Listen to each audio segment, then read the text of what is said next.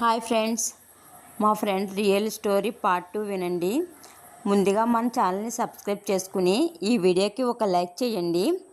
మా ఫ్రెండ్ తన గ్రామంలో చిన్న జాబ్ చేసుకుంటూ జీవనం సాగిస్తుంది. తనకు తోడుగా తన భర్త సహాయం చేస్తూ ఉండేవారు. వారిద్దరూ ఆ గ్రామంలో అందరికీ తలలో నాలుకలా ఉండేవారు. అందరికీ సమన్వయం చేస్తూ ఊర్లో ప్రజలకి పనులు కల్పిస్తూ ప్రజలు మన్ననలు పొందుతూ అటు అధికారుల ప్రశంసలు అందుకుంటూ తను జాబ్ చేసుకునేది.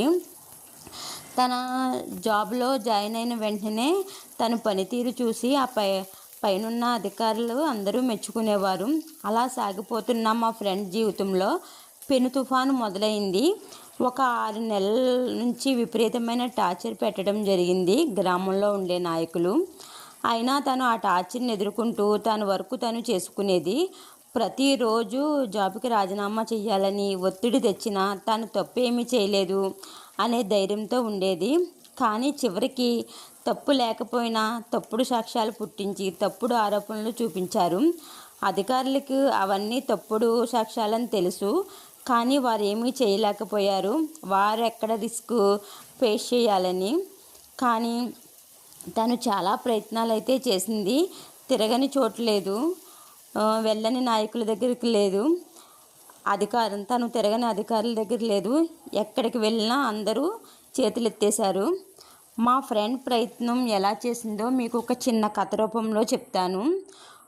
ఒకరోజు సముద్రుడికి గ్రద్దకి ఇద్దరికి మధ్యలో చిన్న డిస్కషన్ జరిగిందంట. గ్రద్ద ఏమందంట, సముద్రుడిని నీలో ఉన్న నీరుని అంతటినీ నేను ఎండగట్టేస్తానని చెప్పిందంట.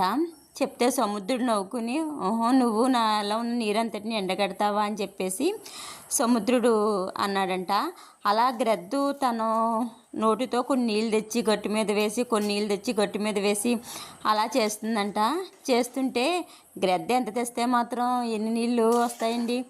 అలా తను చేస్తుంటే ఆ విషయము నారదమ్ముని చూసి నారదుడు వారు గర్గుమంతుడికి చెప్పారంట.